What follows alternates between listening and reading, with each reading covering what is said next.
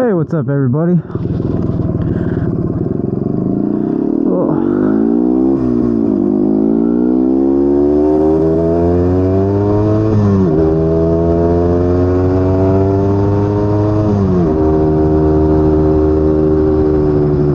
little bit of a different bike today. If you're new to the channel, hello, my name is Michael. I strive to provide educational, informative, and entertaining content here on YouTube, mainly related to motorcycles. I may branch out in the future, but for now it's just bikes, especially the older kind, which brings me to today's video. This is an official ride and review of a 1975 Yamaha DT250. It is a street legal 250cc air-cooled two-stroke. This is actually my personal machine, which I probably will be selling sometime soon. But it has 1,200 original miles on it, and it is unrestored in very, very good condition.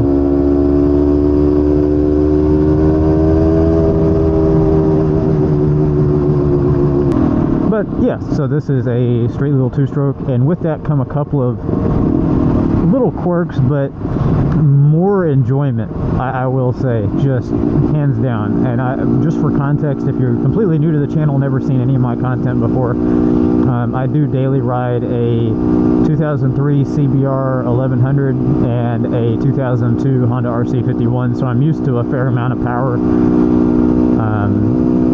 I've had the privilege of riding all sorts of different machines, including things like this. But I will say the throttle is just so addictive. Now granted, I want to be 100% transparent. This is OEM condition, OEM form. It is not running 110% right now. I do believe it needs a little bit more of an adjustment on the needle.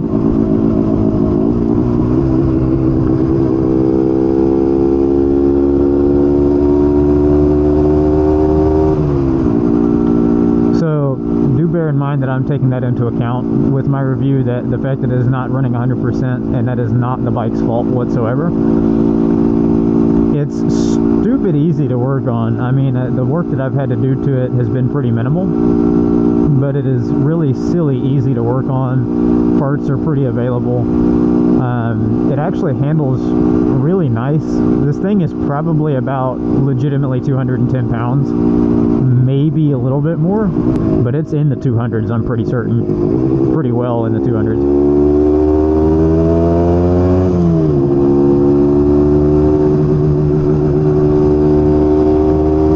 Of course, it's got that old school cool factor to it.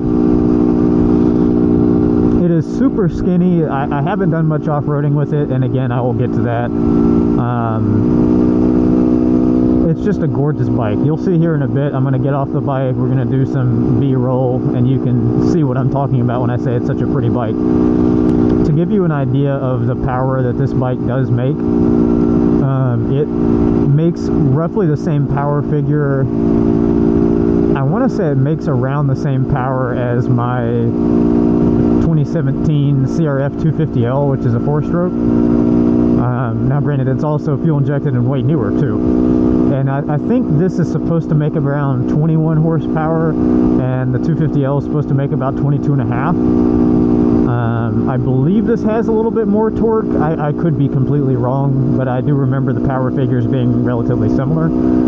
So it is absolutely comparable to a modern 4-stroke Enduro of the same displacement.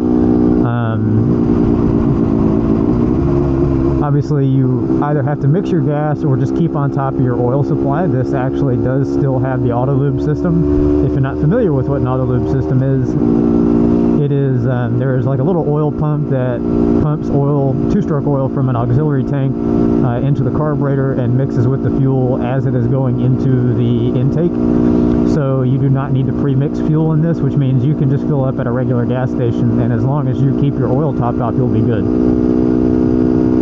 But it does so good, man. I'm blown away with how nice it rides.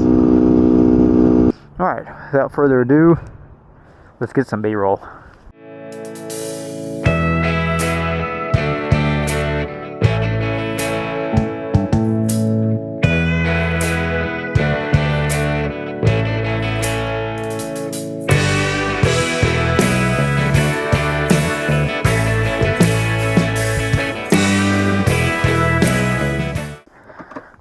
this is my absolute favorite part.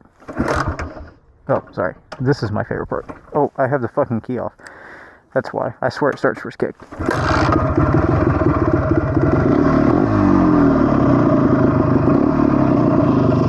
Listen to that thing, dude.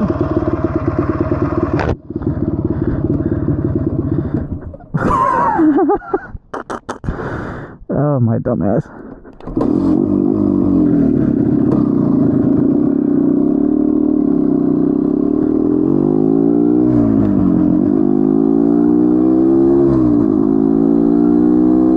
Also, a lot of the complaints I hear about, you know, why people don't get older bikes, especially the two-strokes, is, you know, I don't want it to blow up. Well, I promise you our dads did not ride around blowing these things up every day. And the thing about two-strokes is technically they are easier to quote-unquote blow up. Like that is technically a lot easier than a four-stroke.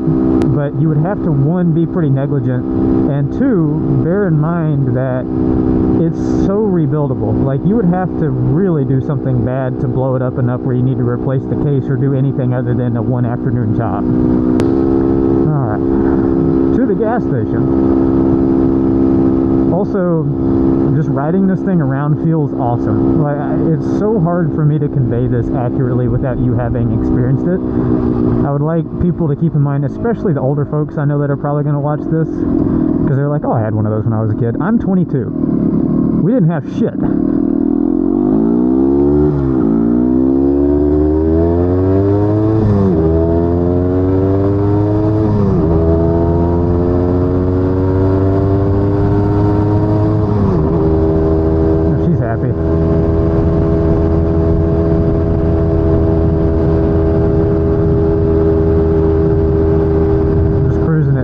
Right now, and she's sitting pretty happy.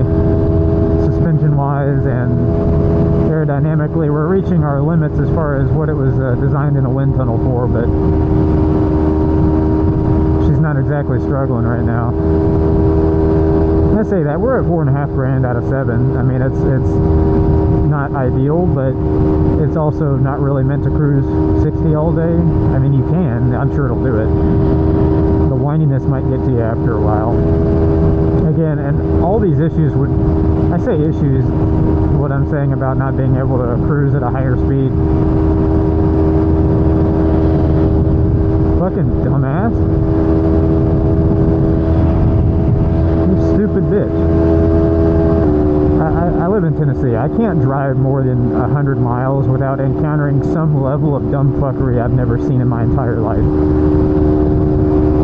And sometimes it's my own, but I don't hurt other people.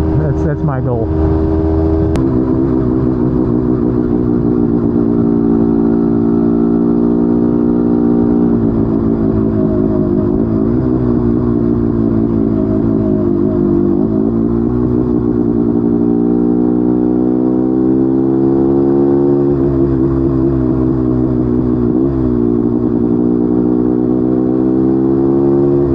Oh, dude, look at this. This is sick.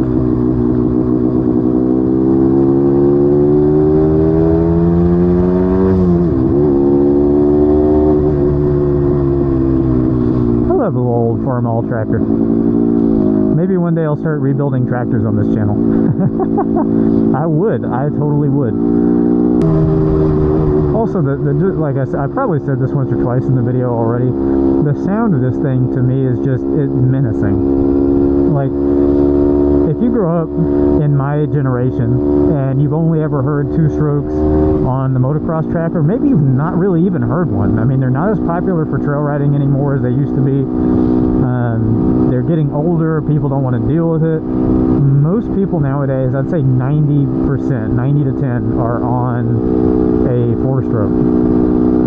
So I really didn't hear too many growing up, except at the track. And you never hear this sort of thing on the street. So I have seen people legitimately damn near pull a ligament in their neck turning around to look at this thing. And it's not like, oh, I'm so badass, everybody's looking at me, but it's just something you don't hear very often. Let's see what I put in. I can't see any. Oh, well, there it is. 0.7 gallons. I thought I was empty. Oh my goodness, dude. I go to the gas station way too much on this bike. I've probably been 5 times in like 70 miles. It's not even funny. I think I may have put that on the wrong way, but I will. Alright. Not leaking any gas.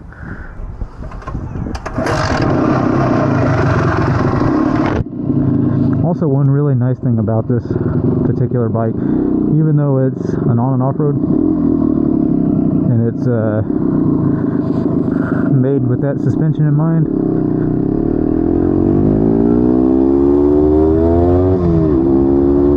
it really is not too tall. Like I am 5'8", and I flat-footed with both feet. It's not bad. My 250L, I was kind of tiptoeing just on my left foot.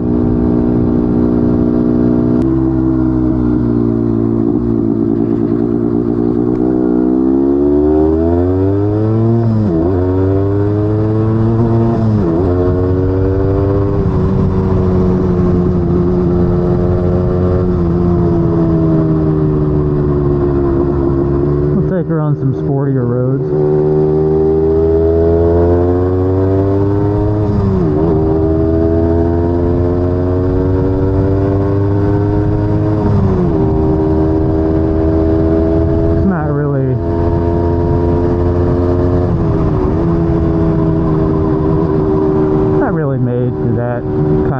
Though I'm going to take it a little easier on her. So anyway, this is going to be the official end of the video unless I wreck it, blow it up, or somebody hits me between now and the time I get home. Overall, my opinion of this bike is very, very high. I am kind of biased towards the vintage stuff, but it is legitimately a very nice riding machine. It is fun, it is addictive. If you get the chance to just ride one, I'm not saying you have to own one, but if you get the chance to just ride one and you're fortunate enough to get that experience, I consider myself very lucky. I consider myself very fortunate, and I try my best to never take it for granted. But if you get the opportunity to get a street legal 2-stroke of any kind, I highly recommend it, because even the little scooters are fun.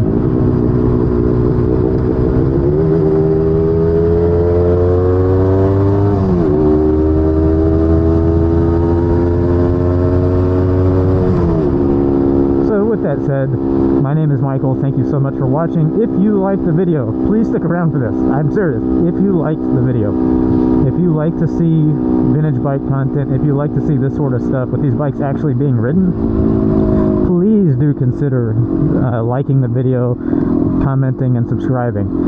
I say that because I try to do this sort of stuff as much as I can. I try to get out here and ride a lot of these bikes, fix them up, restore them, what have you.